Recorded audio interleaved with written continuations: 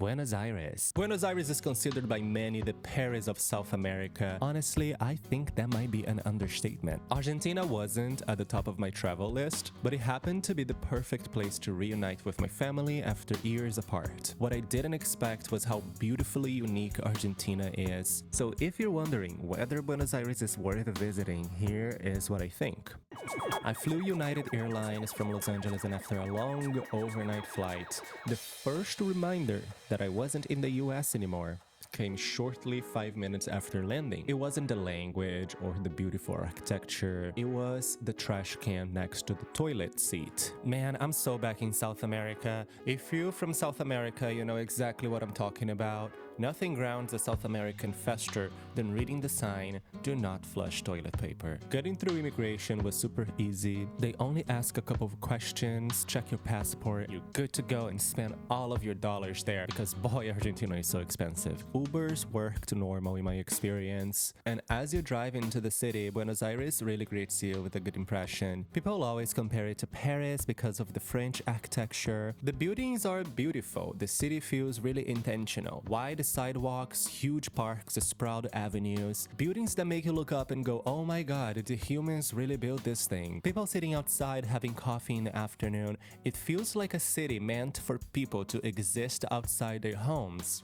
I think people outside South America are always surprised by how European some part of the continent can look. But that's because of our history and how European colonization shaped our cities. Buenos Aires just happens to be one of the strongest examples of that. But I was really impressed how livable Buenos Aires felt. Don't get me wrong, Buenos Aires also seems to have chaotic traffic, but it's a 10 out of 10 on the walkability scale, at least in some neighborhoods. I've been living in Los Angeles for so long that I've forgotten what it feels like to live somewhere that's not so car-centered. Walking in Buenos Aires is definitely part of the experience, just like London, New York, and other places that are perfect to get lost. It's a city that sparks curiosity. Every neighborhood felt like it had its own personality. We stayed in Palermo because honestly, I think it's one of the best neighborhoods if you're visiting for the first time. It has lots of cafes, restaurants, bars, efficient public transportation, and from there, it felt like everything else was within reach. We spent 5 days there before moving to Montserrat,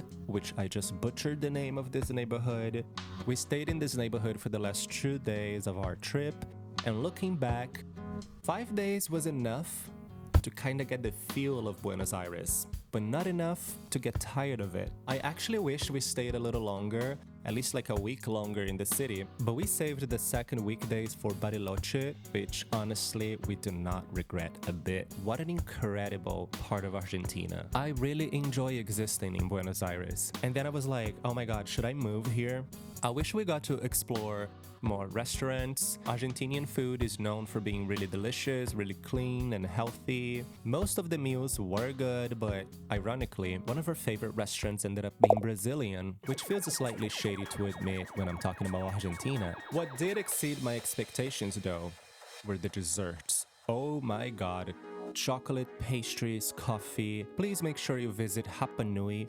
I will never forget that place. You are in for a treat. You're about to experience real chocolate here. All kinds of chocolates, alfajores, ice cream. But something that really surprised me, Buenos Aires wasn't nearly as cheap as I expected. People always describe Argentina as affordable. Maybe that was true at some point, but in 2024, restaurants and daily expenses added up pretty quickly, especially food. And then there was the cash situation, and Jesus, walking around with stacks of pesos was so inconvenient. Luckily, credit cards were accepted almost everywhere, and looking back, I'd probably skip using cash if I went back today. Yeah, that was a big mistake. But I wasn't yet introduced to the frugal world of credit card rewards, so yeah, just be cautious when exchanging money. Trust me, you don't want to end your trip and bring a bunch of Argentinian pesos back to your country. Might as well just give it to an employee at the airport. I fell in love with Buenos Aires because it reminded me what cities can feel like when everyone seems to be engaging with the community. Somewhere along the way, after years in LA, I'd forgotten how much I enjoy walking, in neighborhoods with personality, how much I enjoy being in public spaces that people actually use. Buenos Aires remind me of the First Amendment of the US Constitution. Freedom. And I was mesmerized. And maybe that's why I left wanting to move there.